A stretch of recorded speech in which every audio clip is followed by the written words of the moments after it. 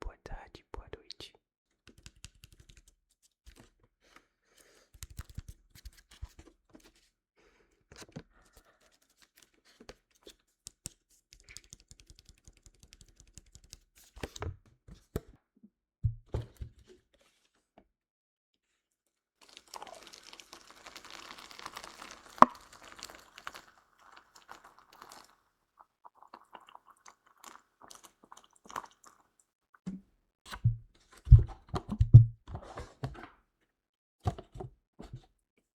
Enquanto o Capinudos prepara, eu vou ler para vocês aqui alguns parágrafos aleatórios de alguns livros que eu tenho. Deixa eu mostrar eles.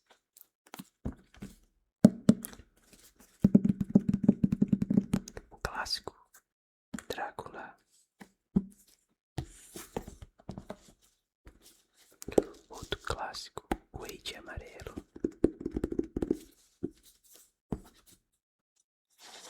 E A Noite dos Mortos-Vivos, baseado no filme de 1968. Ok, eu vou ler a introdução do A Noite dos Mortos-Vivos. Bonito, né? Brains. Também tem uma arte muito interessante para quem gosta do gênero com furo no meio e tal. Esse furinho no meio não atrapalha a leitura, tá? De John Russo, A Noite dos Mortos-Vivos e A Volta dos Mortos-Vivos. Porém, A Volta dos Mortos-Vivos não é aquele filme baseado. Não é aquele filme dos zumbis que comem cérebro. Esse A Volta dos Mortos-Vivos é a continuação de A Noite dos Mortos-Vivos. Não existe esse filme. Só existe o A Noite dos Mortos-Vivos. O A Volta dos Mortos-Vivos. Continuação de A Noite dos Mortos-Vivos. Não existe o filme. Não existe o filme. O que existe é um filme com o mesmo nome dos zumbis que comem cérebro, mas não é a mesma coisa. Deu pra entender?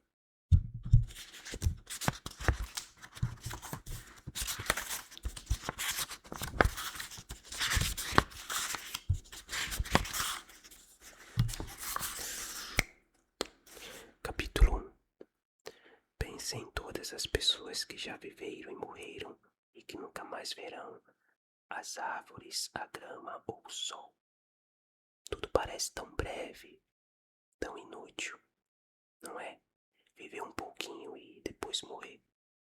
Tudo parece resultar em nada. Ainda assim, de certa forma, é fácil invejar os mortos. Eles estão além da vida, além da morte.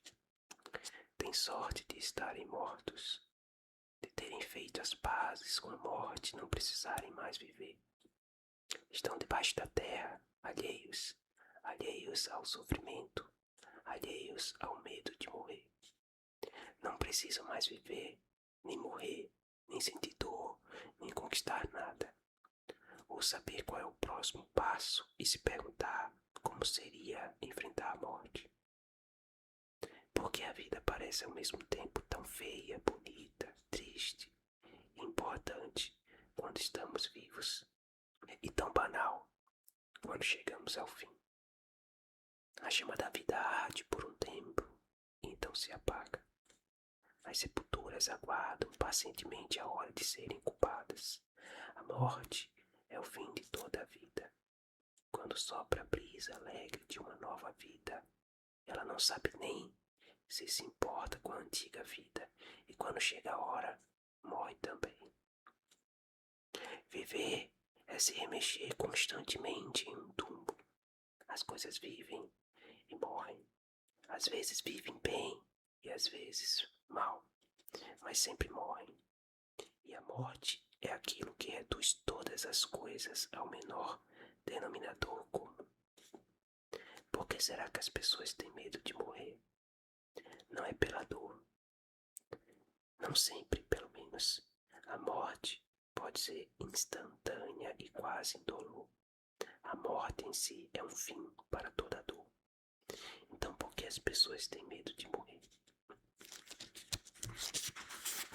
Bom,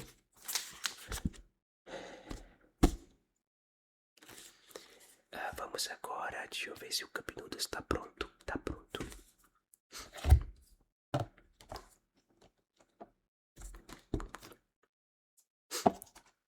Muito cheiroso. Parmegiana.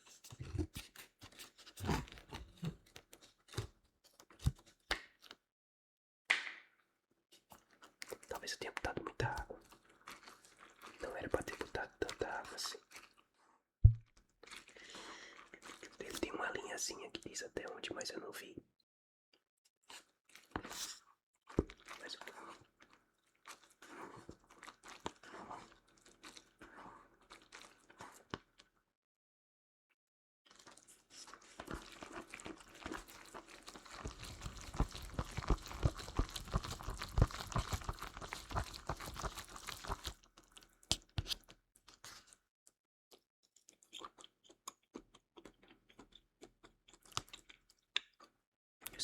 Os pedaços de carne não é muito bom não, mas... O macarrão e o tempero é bom.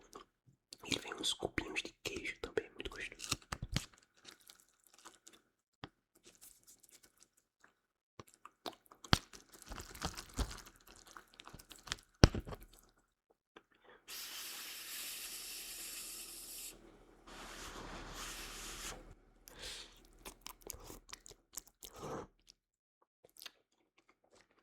Tá quente.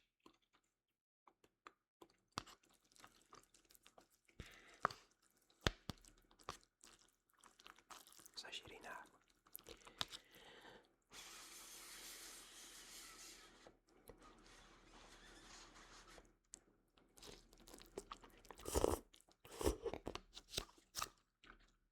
Vou esperar mais um pouco, enquanto isso eu vou ler outro livro.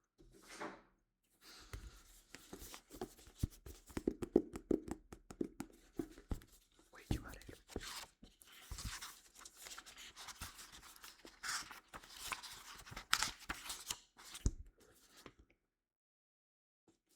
É de Chambers, tá? São vários contos, eu acho que uns 10 contos, eu acho. Sobre a loucura que alguns personagens, ao ler a peça O Rei de Amarelo, ficam malucos.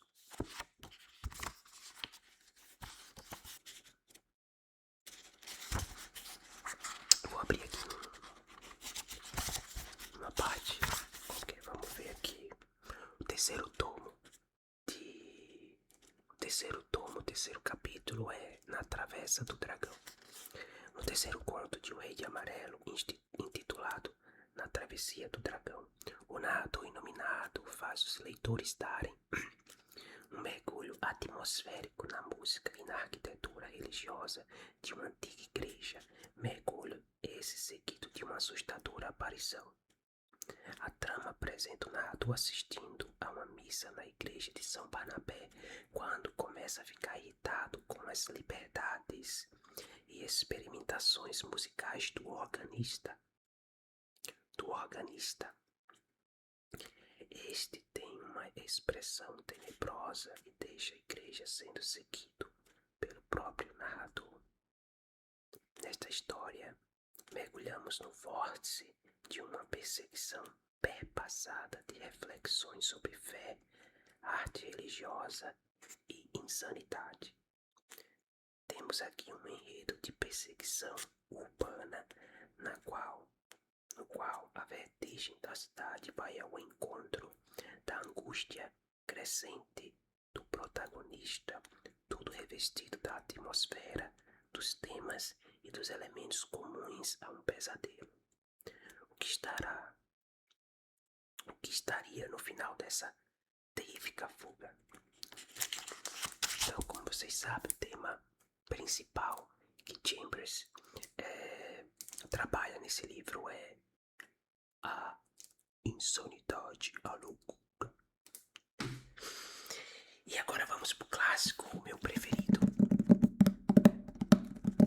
Drácula. Daqui, Drácula. Da Dark Side.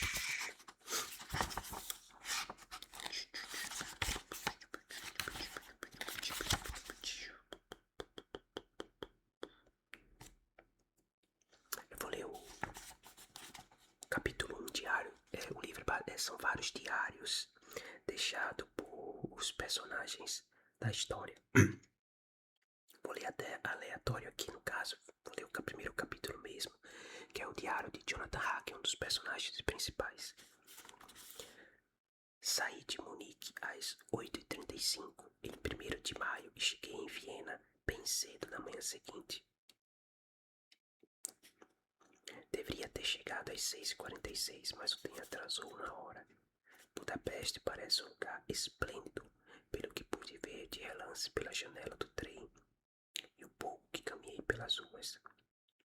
Tive receio de me afastar muito da estação, já que chegáramos atrasados e o trem haveria de partir o mais próximo possível do horário marcado. Tive a impressão de que estávamos deixando o Ocidente e adentrando o Oriente. Cruzamos o rio Danúbio, que aqui tem nobre extensão e profundidade, por majestosas pontes ao leste, que nos conduziram entre as tradições do reino turco. Partimos em bom horário e chegamos em Clausenburgo ao anoitecer. Pernoitei no Hotel Royal. Meu jantar, ou melhor, minha ceia, foi frango cozido com pimenta vermelha. Bem gostoso, mas que me deixou com muita sede. Perguntei ao garçom e ele me disse que o prato se chamava Paprika Ender e que, como era um prato típico da culinária do país, eu o encontraria em qualquer lugar nos Cárpatos. Meus parcos conhecimentos de alemão foram providenciais. Na verdade, não sei como teria me virado sem saber um pouco do idioma. Como tive algum tempo livre em Londres antes de viajar, aproveitei para visitar o Museu Britânico e pesquisar na biblioteca sobre a Transilvânia. Quando consultei livros e mapas, imaginei que ia aprender algumas noções sobre a região do deserto seria importante no trato com o nobre daquele país. Descobri que o local por ele mencionado fica no extremo oeste e faz fronteiras com 3 estados: Transilvânia, Moldávia e Bucovina. No coração dos Montes Cárpatos, uma das regiões mais selvagens e menos conhecidas da Europa. Não consegui encontrar em nenhum mapa ou obra a localização exata do castelo de Drácula, uma vez que não existe na Transilvânia algo com nossa Agência Nacional de Cartografia. Não existe na Transilvânia algo como nossa Agência Nacional de Cartografia, mas vi que Bistrita, a cidade postal mencionada pelo conde, é um lugar relativamente conhecido. Vou registrar aqui algumas de minhas anotações para que possam refrescar minha memória quando relatar minhas viagens para a mina. Então, Jonathan Hacken está indo em direção ao castelo de Drácula, onde acontece tudo o que muita gente já conhece. O melhor filme para se assistir aí, baseado nesse livro, até agora que eu me lembre, é o Drácula de Bram Stoker, de Francis Ford Coppola, da década de 90. Porém, tem algumas, claro que é baseado no livro, então tem coisas que não tem no livro, que só tem no filme, como por exemplo o romance de Drácula com Mina, essas coisas. Vamos ver se o minuto já tá mais frio.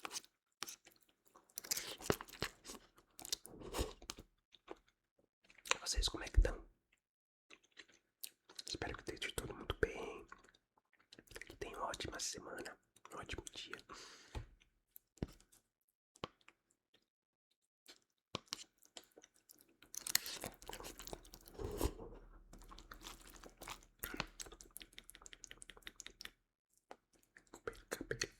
Olha só, Só mosquito, essa muriçoca, muito mosquito aqui.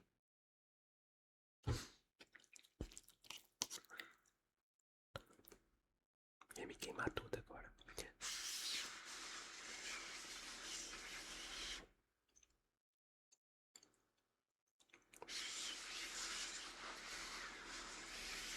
Desculpa pelo vídeo simples, tá? Aqui é bem caseiro mesmo as coisas.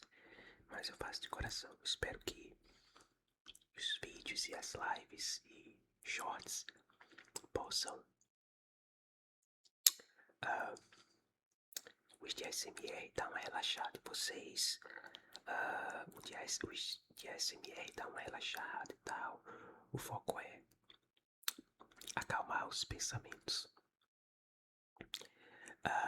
Os de gameplay, o pessoal sabe o que eu amo jogar. Há mais de 30 anos eu jogo. É o meu hobby preferido. Então a gente, quando eu tô jogando, a gente conversa de tudo também, mas também na questão de gamer, videogame, jogos atuais, novos e por aí vai. E também posto alguns shorts fazendo umas brincadeiras. Não sou comediante, mas eu gosto de brincar.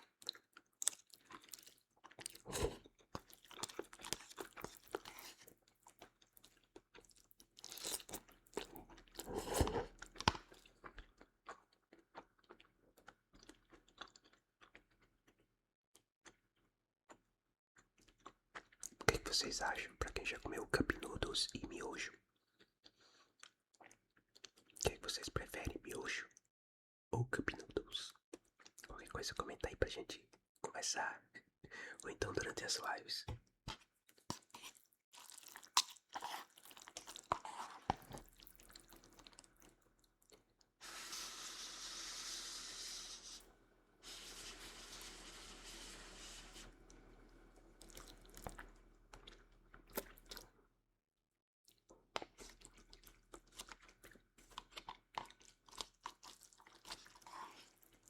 Normalmente eu não como, só como cup noodles uma vez por mês. Às vezes duas. Virou uma rotina. Sempre quando eu vou no supermercado, uma vez por mês aí eu compro.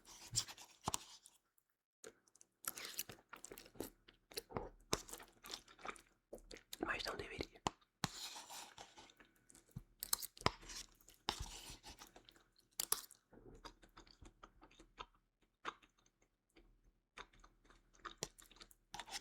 Só os pedaços de carne que realmente não é bom.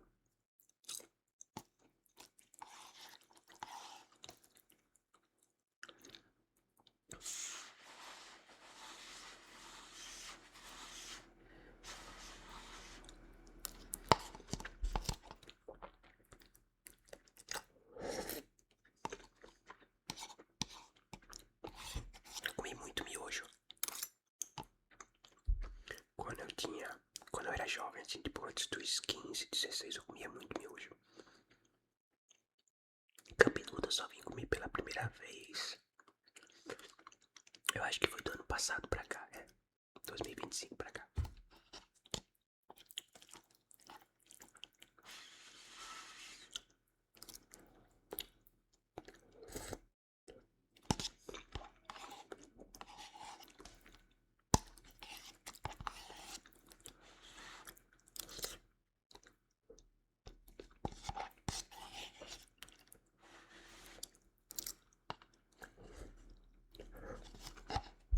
O que faço nas madrugadas que eu não estou em live?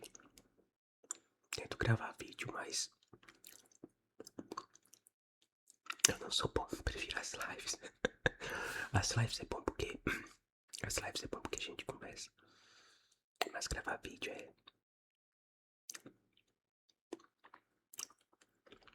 como não tem ninguém aí ao vivo, aí eu fico meio sem saber o que falar. Antes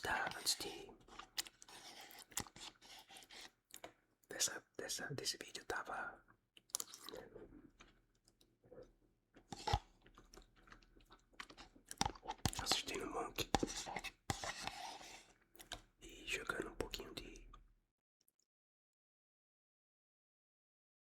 PlayStation.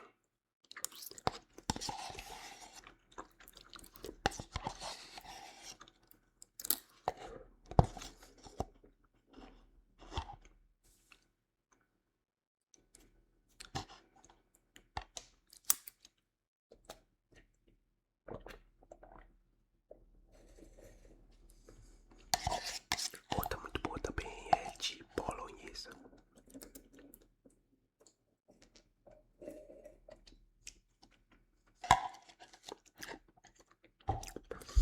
Ah.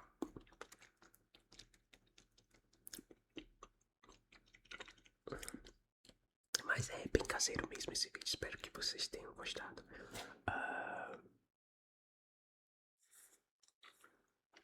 Nem sei como seria o título desse vídeo.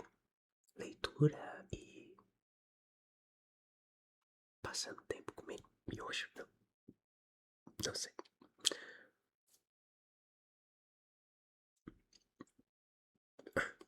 Obrigado por assistir esse vídeo. Tenha uma boa noite e um bom descanso. Se for de manhã, de tarde, de noite, bom dia, boa tarde, boa noite. E é isso. Muito obrigado a todo mundo que ficou até aqui agora. Tenha uma boa noite, um bom descanso e